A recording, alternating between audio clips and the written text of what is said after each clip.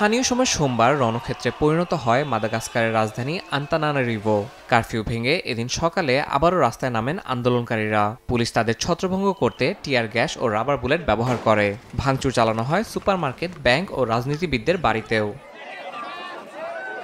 বিক্ষোভের শুরুটা হয় গত বৃহস্পতিবার। বিদ্যুৎ ও পানি ঘাটতির বিরুদ্ধে তরুণদের নেতৃত্বে সংগঠিত হয় আন্দোলন। টেলিভিশনে প্রচারিত ভাষণে প্রেসিডেন্ট রাজোয়েলিনা স্বীকার করেছেন সরকার দায়িত্ব পালনে ব্যর্থ হয়েছে। প্রধানমন্ত্রীকে সরিয়ে নতুন সরকার গঠনের ঘোষণা দিয়ে তিনি জানান ৩ দিনের মধ্যে নতুন প্রধানমন্ত্রীর জন্য আবেদন গ্রহণ করা হবে। তরুণদের সঙ্গে আলোচনায় বসার ইচ্ছা প্রকাশ করেছেন তিনি। তবে আন্দোলনকারীরা প্রেসিডেন্টের পদত্যাগের দাবি জানিয়ে বলেছেন, সরকার বদল নয়, শীর্ষ নেতৃত্বের জবাবদিহিতা চাই।